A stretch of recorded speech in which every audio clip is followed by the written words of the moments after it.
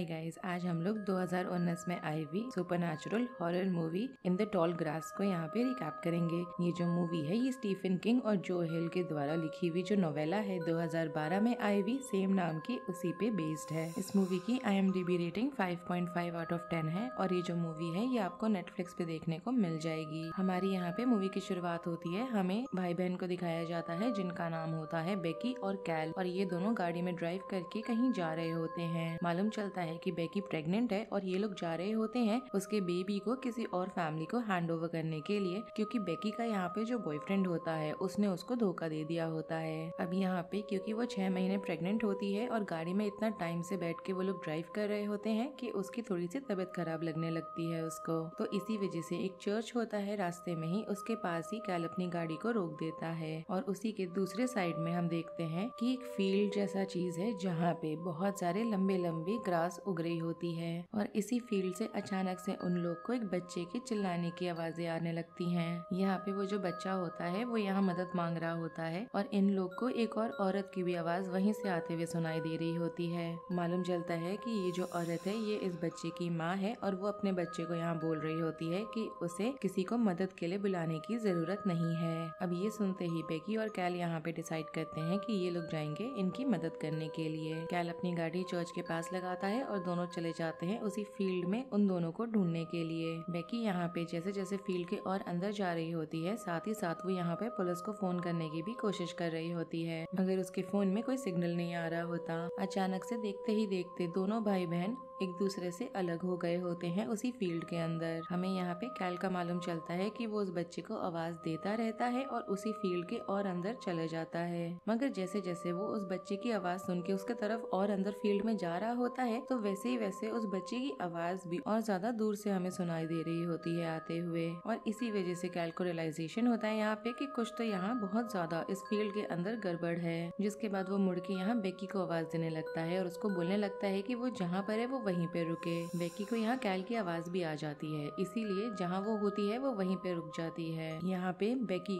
कैल को बोलती है कि एक काम करते हैं, मैं 3 तक काउंट करूंगी जिसके बाद हम दोनों ही एक ही टाइम पे जंप करेंगे ऊपर, जिससे कि दोनों कहाँ पर है फील्ड में, किस पार्ट में है ये लोग फिगर आउट कर पाए। जिसके बाद जब दोनों जंप करते हैं तो एक दूसरे को देख पाते हैं और मालूम चलता है कि ये दोनों एक दूसरे से बहुत ज्यादा डिस्टेंस पे नहीं है। इसी वजह से वो लोग दोबारा जंप करने का डिसाइड करते हैं, मगर इस बार जब वो दोनों जंप करते हैं तो मालूम चलता है देख के कि इस बार ये दोनों एक दूसरे से बहुत ही ज्यादा डिस्टेंस में है। अब ये चीज देखने के बाद दोनों बहुत ही बुरी तरीके से फ्रीक आउट करने लगते हैं और इससे इनको श्योरिटी भी हो जाती है कि अब तो पक्की तरीके से यहाँ पे कुछ न कुछ गड़बड़ चल रहा है। दोनों यहाँ बहुत डेस्परेटली अपना रास्ता यहाँ से बाहर निकलने का ढूंढने की कोशिश कर रहे होते हैं, मगर कुछ भी हो जाए वो लोग बाहर नहीं आ पाते। मालूम ये भी चलता है कि ऐसा करते करते पूरा दिन निकल चुका है और अब रात हो गई है। यहाँ पे बेकी जब अपने आप को ग्रास के थ्रू ही इधर उधर घूम के बाहर निकलने का रास्ता ढूंढी रही होती है तो उसको रास्ते में एक आदमी मिलता है जिसका नाम होता है रॉस, और मालूम चलता है रॉस जो है वो उसी बच्चे का फादर है। बेकी यहाँ पे रॉस को सारे सिचुएशन को एक्सप्लेन करती है और रॉस उसे बोलता है कि वो उसके साथ चले, जिससे कि उसके भाई को दोनों मिलके साथ में ढूंढ पाएंगे। दूसरी तरफ हमें कैल को दिखाया जाता है जो एकदम ही थक चुका है और थकान के मारे कहीं बैठा हुआ है। यहाँ पे वही बच्चा उसके पीछे से आता है। मालूम चलता है कि वही बच्चा है जो अब तक सुबह से उन्हें आवाज दे रहा था मदद के लिए, और मालूम ये भी चलता है कि ये जो बच्चा है इसका नाम एक्चुअली में टोबिन है। यहाँ पे आगे वो इस बारे में इन्फॉर्मेशन भी देने लगता है इस जगह के बारे में स्पेसिफिकली कैल को कि ये जो जगह है ये बहुत स्पेशल टाइप की जगह है, यहाँ पे कोई भी चीज अपने आप मूव नहीं होती है। मतलब कि जो चीज इस प्रॉपर्टी में मर गई होती है वो वहीं पे फंस जाती है एक तरीके से।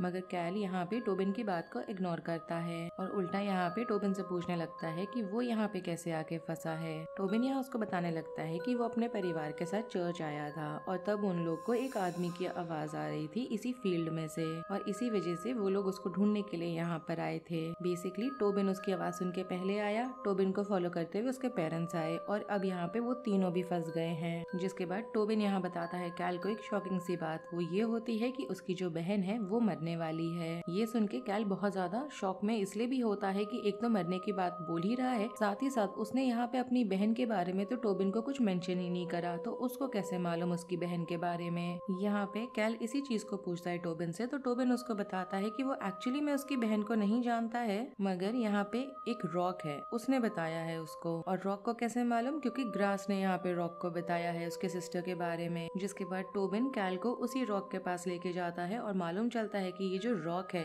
ये उस फील्ड के बीचों बीच है। जैसे यहाँ पे कैल उस रॉक को टच करने वाला होता है, उसको अचानक से बेकी की आवाज सुनाई देती है और यहाँ पे कैल मुड़ के बेकी के जिस डायरेक्शन से आवाज आ रही थी उसी डायरेक्शन में वो उसको ढूंढने के लिए भागने लगता है। धीरे धीरे इनकी जो आवाजें होती हैं वो थोड़ी सी इस ग्रास की वजह से मफल्ड भी होने लग जाती हैं और मालूम चलता है कि ये सब होते होते 2 महीने निकल गए हैं। हमें यहाँ पे अब अगला दिन के टाइप से दिखाया जा रहा है, जहाँ पे हम लोग देख रहे हैं कि एक और आदमी है, इसका नाम होता है ट्रेविस और मालूम चलता है कि ये बेकी का बॉयफ्रेंड है। वो यहाँ पे बेकी और कैल को ढूंढ रहा होता है और वो उसी सेम चर्च पे आके रुकता है। उसको वहाँ पे इनकी गाड़ी दिखाई देती है वहीं खड़ी हुई और इन दोनों को ढूंढने के लिए वो उसी चर्च के अंदर जाता है, मगर उस चर्च के अंदर उसे कुछ नहीं मिलता। मगर उसको जब बाहर आता है वो तो बेकी का जो वो बुक पढ़ रही थी वो वहाँ पड़ा हुआ मिलता है उस फील्ड के पास। उसको लगता है कि वो फील्ड के अंदर हो सकती है और इसी वजह से वो खुद भी उसमें जाने लगता है। उसको ये तो पक्का होता है कि इतने लंबे लंबे ग्रासेस के बीच में वो पक्की तरह से गुम हो जाएगा, इसीलिए वो अपने प्लेस को और अपने पाथ को मार्क कर रहा होता है ग्रास को साइड साइड में फोल्ड कर करके, जिससे कि उसको ट्रेस करके वो वापस आ सके बाहर। मगर अनफॉर्चुनेटली जिन ग्रास को यहाँ पे वो बेंड करके बांध रहा होता है अपने ट्रेल को मार्क करने के लिए, वो अपने आप ही खुल रहे होते हैं। यहाँ पे ट्रेविस आगे बढ़ता रहता है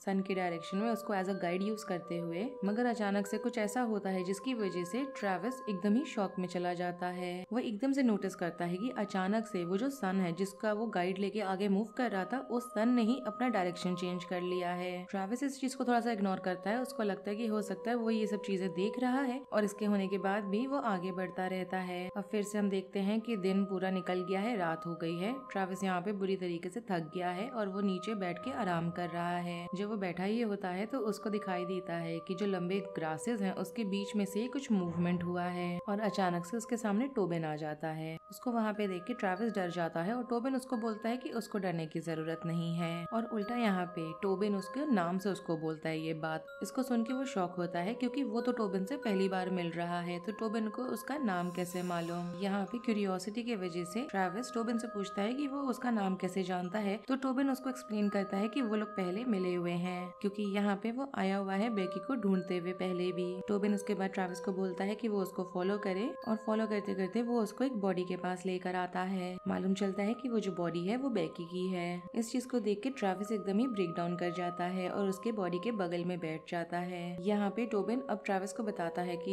ये जो फील्ड है, ये जो ग्रास है, ये डेड चीजों को नहीं हिलाता है अपनी जगह से, और ये बोलते ही टोबिन गायब हो जाता है। ट्रेविस यहाँ पे बेकी के बॉडी के बगल में पूरी रात बैठा रहता है, जिसके बाद हम देखते हैं कि दोबारा से सुबह हो गई है और जैसे ही सुबह होती है तो ट्रेविस वहाँ से बाहर निकलने का रास्ता ढूंढने लगता है। वो इधर उधर रास्ता ढूंढ ही रहा होता है कि उसको एक औरत की आवाज सुनाई देती है। यहाँ पे ट्रेविस आवाज लगाता है मदद के लिए और हम बाहर देखते हैं कि एक फैमिली खड़ी है और मालूम चलता है कि ये जो फैमिली है ये एक्चुअली में टोबिन की फैमिली है। हमें मालूम ये भी चलता है कि टोबिन की फैमिली के साथ उनका एक फैमिली डॉग भी है जिसका नाम होता है फ्रेडी। उसकी मॉम का नाम है नैटली एंड ऑफ कोर्स उसके फादर का नाम होता है रॉस। मालूम चलता है कि ये जो टाइम है हमें दिखाया जो जा रहा है, ये फर्स्ट टाइम था जब इसकी जो फैमिली थी ये आई थी इस चर्च पे, और ये सारी जो स्टोरी है वो उससे मैच कर जाती है जो टोबिन ने यहाँ पे बताया था कैल को, जहाँ पे उन्हें एक आदमी की मदद मांगते हुए आवाज सुनाई दी थी। वो लोग गए थे उसको ढूंढने के लिए और ग्रास में फंस गए थे। वही चीज अभी होते हुए हमें दिखाई दे रही है। हम यहाँ पे डिसाइवर कर पाते हैं कि जो आदमी यहाँ मदद के लिए आवाज दे रहा था वो ट्रेविस था। मालूम चलता है कि जब यहाँ पे ट्रेविस ने मदद के लिए आवाज लगाई थी तो फ्रेडी उसके पीछे भागा था और फ्रेडी के पीछे टोबिन भागा था, और जब टोबिन और फ्रेडी दोनों ही गायब हो गए थे ग्रास के अंदर तो उसके पेरेंट्स उन दोनों को बाहर निकालने के लिए उसके पीछे गए थे और इसी वजह से ये सारे उसमें ट्रैप हो गए हैं। हमें मालूम चलता है कि ये सब होते हुए दिन से रात हो गई है और रॉस उसी रॉक पे आया है अपनी फैमिली को ढूंढते हुए, और यहाँ पे जब वो रॉक पे आता है तो उसको बहुत ही ज्यादा वो स्टेयर कर रहा होता है, जिसके बाद उस रॉक के वो पास जाता है और उसको टच करता है, और ऐसा होते ही हम देखते हैं कि ऐसे ही वो रात निकली है पूरी उनकी। जिसके बाद अगला दिन हमें दिखाया जाता है और टोबिन यहाँ पे मदद के लिए आवाज दे रहा होता है। हम देखते हैं कि रोड साइड में एक गाड़ी है जिसमें 2 लोग हमें दिखाई दे रहे हैं और वो कोई और नहीं बेकी और कैल होते हैं। और मालूम चलता है कि जैसे सारी चीजें पहले अनफोल्ड हुई थी, वापस से सारी चीज वैसे ही अनफोल्ड हो रही है इस बार भी। मगर एक चीज डिफरेंट है, पहले यहाँ पे ट्रेविस नहीं था मगर अभी वहाँ पे ट्रेविस ऑलरेडी है। जहाँ पे अब ये सारे वहाँ आते हैं टोबिन को ढूंढने के लिए और सारे ही फंस जाते हैं दोबारा से। बेकी और कैल यहाँ पे टोबिन को ढूंढ रहे होते हैं और ट्रेविस को बेकी की आवाज सुनाई पड़ती है। यहाँ पे वो बेकी को आवाज दे रहा होता है और बेकी और कैल दोनों को ट्रेविस की आवाज सुनाई देती है। यहाँ पे बेकी को जब ट्रेविस की आवाज सुनाई देती है तो वो उससे पूछती है कि वो यहाँ पे क्या कर रहा है, तो वो यहाँ पे बताता है कि वो उसको ढूंढते हुए आया था यहाँ पे। बेकी यहाँ बोलती है कि वो तो खुद अभी यहाँ पर आई है, तो वो यहाँ उसके पहले कैसे आ सकता है उसको ढूंढते हुए। यहाँ पे ट्रेविस टोबिन को आवाज देता है और उसको सुनाई देता है टोबिन रो रहा है। मालूम चलता है कि टोबिन बोल रहा है कि किसी ने उसके डॉग को मार दिया है और जब ये चीज ट्रेविस सुनता है तो उसको वो चीज याद आ जाती है जो टोबिन ने उसको बोली थी। वो यहाँ पे टोबिन को बोलता है कि वो जहाँ पे खड़ा है वो वहीं का वहीं रहे और साथ ही साथ वो बेकी और कैल को बोलता है कि वो ट्रेविस की आवाज को फॉलो करते हुए वहीं पर आए और सारे एक ही जगह पे मिलेंगे। मालूम चलता है कि एक्चुअली ये आइडिया जो था वो काम कर गया है और सारे एक पॉइंट पे आके मिल गए हैं। यहाँ पे बेकी ट्रेविस से पूछती है कि वो यहाँ तक कैसे पहुंचा है। ट्रेविस उसको बोलता है कि वो उसको और उसके भाई को ढूंढते हुए आया है यहाँ पे। साथ ही साथ वो ये भी बताता है कि वो लोग 2 महीने से मिसिंग हैं। कैल बोलता है कि वो लोग तो 2 दिन पहले अपने घर से निकले हैं, तो वो लोग 2 महीने से कैसे गायब हो सकते हैं। और साथ ही साथ वो लोग जब यहाँ पे अभी आए हैं तो ट्रेविस उनसे पहले यहाँ कैसे पहुँच सकता है। और इन्हीं सारे कंफ्यूजन की वजह से इन सब के बीच में एक तरीके से हम देख रहे हैं कि आर्ग्यूमेंट्स होने लगे हैं। बेकी यहाँ पे कैल और ट्रेविस को शांत करती है और बोलती है कि इस जगह से निकलने का उन्हें प्लान बनाने का जरूरत है। यहाँ पे ट्रेविस टोबिन को अपने शोल्डर पे उठाता है और उसको बोलता है कि चर्च का कौन सा डायरेक्शन है उसको वो डिसाइफर करे यहाँ पे देख के। मगर सरप्राइजिंग पार्ट ये हो जाती है कि वो जो चर्च था वो इतना बड़ा सा स्ट्रक्चर है, तब भी उस ग्रास के अंदर से जब उसको उठाया गया था टोबिन को, उसको चर्च कहीं भी नहीं दिख रहा होता है। मगर ट्रेविस को दिख जाता है एक बिल्डिंग और ये सारे मिलके उसी बिल्डिंग की तरफ निकल जाते हैं। मगर थोड़ा सा ही लोग चले होते हैं मगर बेकी को देख के लग रहा है कि उसकी हालत खराब हो रही है। जहाँ पे वो ब्लीड करने लग जाती है और उसको बहुत अजीब अजीब सी चीजें दिख रही होती हैं, जिसके बाद वो बेहोश हो जाती है। जैसे ही वो कोलैप्स करती है तो दोनों यहाँ ट्रेविस और कैल उसके पास भागते हुए आते हैं और उसको उठाने की कोशिश करते हैं कि तभी वहाँ पे अचानक से हम देखते हैं कि रॉस आ गया है। जिसके बाद रॉस यहाँ पे उसको सीपीआर देता है और बेकी वापस से होश में आती है। यहाँ पे रॉस सबको बता रहा होता है कि अगर इन्हें इन सब चीजों से बाहर निकलना है तो वो इन्हें फॉलो करे। तो यहाँ पे ट्रेविस उससे पूछता है रॉस से कि अगर तुम्हें यहाँ से बाहर निकलने का रास्ता मालूम है तो तुम खुद यहाँ क्या कर रहे हो। तो रॉस बोलता है कि वो यहाँ पे अपनी वाइफ को और अपने बेटे को ढूंढ रहा है। जिसके बाद ये सारे रॉस को फॉलो करने लगते हैं और रॉस इन लोग को उसी रॉक के पास लेकर आता है। यहाँ पे सारे लोग इस रॉक को पहली बार देख रहे होते हैं और कैल नोटिस करता है कि कुछ ड्राइंग्स बनी हुई हैं रॉक पे और इसको देख के वो यहाँ बोलने लगता है कि हो सकता है ये जो रॉक है ये काफी पुराने जमाने का है। यहाँ पे बेकी पूछती है रॉस से कि बाहर निकलने का रास्ता कहाँ से है। तो रॉस यहाँ पे बोलता है कि वो लोग सारे मिलके उस रॉक को टच करेंगे तो वो जो रॉक है वो अपने आप रास्ता दिखाएगा। ये सुन के कैल एकदम से जाने लगता है उस रॉक को टच करने के लिए कि अचानक से उन्हें एक औरत की आवाज सुनाई देती है जो यहाँ पे कैल को रोक रही होती है। बोलती है कि चाहे कुछ भी हो जाए वो इस रॉक को नहीं टच करेगा। मालूम चलता है कि ये जो औरत है ये नाटली है, मतलब टोबिन की जो मॉम है वो है। और यहाँ पे जब रॉस नाटली के पास आने की कोशिश करता है तो नाटली उसको बोलती है कि उसको उसके पास आने की जरूरत नहीं है क्योंकि अगर वो उसके पास आएगा तो वो उसको भी मार देगा। तभी अचानक से हम देखते हैं कि बेकी को एक विजन आया है जहाँ पे वो देखती है कि एक डीमन है रॉस के अंदर। जिसके बाद बेकी यहाँ पे ट्रेविस और कैल को उस जगह से दूर लेके जाने लगती है और रॉस यहाँ पे बोलता है कि वो लोग यहाँ से बाहर निकल ही नहीं सकते क्योंकि वो जो स्टोन है वो उन्हें बाहर निकलने देगा ही नहीं। ये सुन के हम देखते हैं कि ट्रेविस को बहुत गुस्सा आ गया है और इसी वजह से वो रॉस पे अटैक कर देता है। और यहाँ पे हम देख रहे हैं कि रॉस रिटेलिएट करने लगा है। नाटली इस मौके का फायदा उठाती है और वहाँ से भागने की कोशिश करती है मगर रॉस उसे पकड़ लेता है और उसको जान से मार देता है। ये चीज देख के बाकी जो तीनों होते हैं वो भागने लगते हैं और भागते भागते वो उसी बिल्डिंग तक पहुंच जाते हैं जो उन्होंने पहले देखा था। जिसके बाद वो लोग बिल्डिंग के टॉप पे जाते हैं, रूफ होता है वहां जाते हैं जिससे कि वो जगह डिसाइफर कर सके और उन्हें दिखाई देता है कि जो रोड है वो एक्चुअली में बहुत ज्यादा पास ही है मगर रोड और इस बिल्डिंग के बीच में वही पैच ऑफ ग्रास है। और यही पॉइंट होता है जहाँ उन्हें फ्रेडी भी दिखाई देता है जहाँ पे वो सीधे ग्रास के अंदर जाता है और दूसरे साइड रोड के वो निकलता है। तो इन लोग को पक्का हो जाता है कि यही एक तरीका है यहाँ से निकलने का। ट्रेविस यहाँ पे कोशिश करता है थोड़ा पास से इस चीज को देखने का, और इस चीज को करने के चक्कर में वो ऊपर से ही गिर जाता है। तभी वहाँ पे हम देखते हैं कि रॉस आ जाता है और इसी की वजह से बाकी सब लोग यहाँ पे वापस से उस फील्ड के अंदर भागना शुरू करते हैं उससे दूर जाने के लिए। जब ये लोग भाग ही रहे होते हैं रॉस से दूर, तो रॉस यहाँ पे कैल को पकड़ लेता है, जिसके बाद वो उसको चोक करने लगता है। और ऐसा होने के प्रोसेस में हम देखते हैं कि अचानक से कैल की नजर पड़ी है बहुत सारे डिकम्पोज होते हुए बॉडीज पे। ये वो पॉइंट होता है जहाँ पे कैल को फाइनली रियलाइज हो जाता है कि ये लोग किसी तरीके के टाइम लूप में फंसे हुए हैं, जहाँ पे जो इवेंट है वो बार बार हो रहा होता है, रिपीट कर रहा होता है अपने आप को। हमें यहाँ पे ट्रेविस को दिखाया जाता है जो छत से गिर गया होता है और कुछ वहाँ पे कूड़ा पड़ा हुआ होता है, उस पे जाके वो गिरता है। उसको फाइनली होश आ जाता है, वो उठता है और बेकी को ढूंढना शुरू करता है। दूसरी साइड हम बेकी को देख रहे हैं जो यहाँ पे कहीं लेटी हुई है, आराम करने की कोशिश कर रही है और उसको सुनाई दे रहा होता है कि ट्रेविस उसे आवाज दे रहा है, मगर वो इतनी एग्जॉस्टेड होती है कि उसके अंदर बिल्कुल भी ताकत नहीं होती कि वो थोड़ा सा भी हिल सके। तभी हम देखते हैं कि रॉस यहाँ पर आ गया है क्योंकि उसको बेकी को जान से मारना है। बेकी अपने सेल्फ डिफेंस में वहाँ पे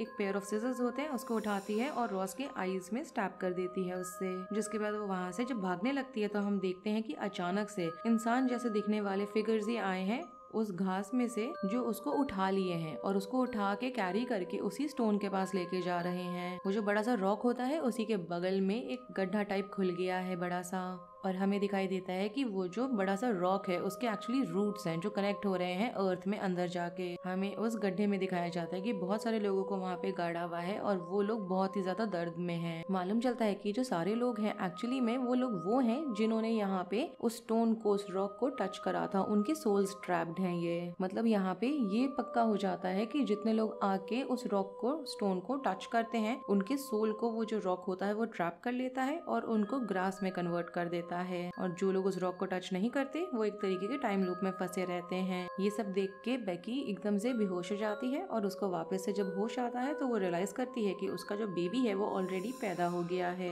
मगर बेकी अभी भी पूरी तरीके से होश में नहीं आई होती है, उसको सारी चीजें बहुत क्लियरली अभी भी नहीं दिख रही होती है, हर चीज उसके लिए अभी भी हेजी है। धीरे धीरे जब वो होश में आती है तो वो रियलाइज करती है कि वो जो भी उसको दिख रहा है वो कैल तो है ही नहीं, बल्कि वो जो फिगर है, वो जो इंसान दिख रहा है उसको अपने सामने, वो एक्चुअली में रॉस है। और मालूम चलता है कि रॉस है जो उसको यहाँ पे उसी का मरा हुआ बच्चा खिला रहा है। इस चीज को देख के बेकी बहुत ही बुरी तरीके से चिल्लाती है और जब वो चिल्लाती है तो उसके चिल्लाने की आवाज ट्रेविस सुनता है। ट्रेविस वहाँ भागते हुए आता है, उसको दिखाई देता है कि बेकी जिंदा तो है मगर बहुत ही ज्यादा सदमे में है। बेकी यहाँ पे चिल्ला रही होती है, सदमे में होती है। ट्रेविस उसके बगल में बैठता है और बहुत ही बुरी तरीके से रोने लग जाता है। तभी वहाँ पे टोबिन आता है। टोबिन यहाँ पे उसको बताने लगता है कि उसका जो फादर है उसने यहाँ पे बेकी के बेबी को भी मार दिया है और कैल को भी, जिसके बाद ये जो सब लोग बचे हुए हैं वो सब भी यहीं पे मरने वाले हैं। ये सारी चीजें चली रही होती हैं कि अचानक से वहाँ पे रॉस आ जाता है और वापस आके वो ट्रेविस पे अटैक करने लगता है, जिसके बाद वो टोबिन के पास जाता है और उसको फोर्स करने लगता है कि वो जाके उस स्टोन को टच करे।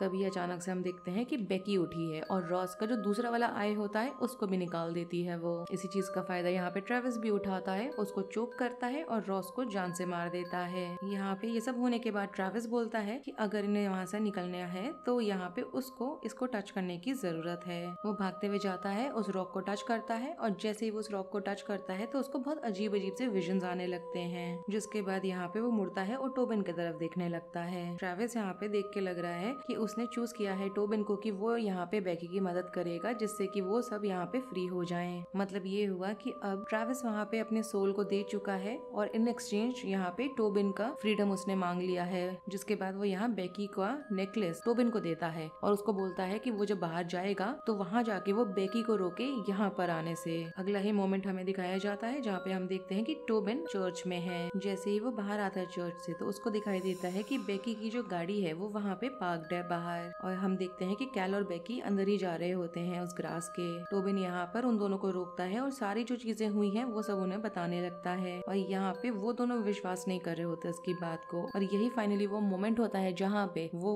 उसी लॉकेट को निकालता है जो ट्रेविस ने उसको दिया था, बेकी वाला। इस चीज को देखने के बाद उन्हें सारी चीजें समझ में आ रही होती हैं, वो उसके बाद पे विश्वास भी करने लगती है और दोनों यहाँ डिसाइड करते हैं कि वो लोग टोबिन को पुलिस स्टेशन लेके जाएंगे, जिसके बाद वो तीनों गाड़ी में बैठते हैं और वहाँ से निकल जाते हैं। और उसके साथ ही इस मूवी का रिकैप यहाँ पे खत्म हो जाता है। अगर आपको ये रिकैप पसंद आया हो then do like the video, subscribe to my channel, share it with your friends and don't forget to follow me on Instagram. Link आपको नीचे डिस्क्रिप्शन बॉक्स में मिल जाएगा। Thanks for watching, bye.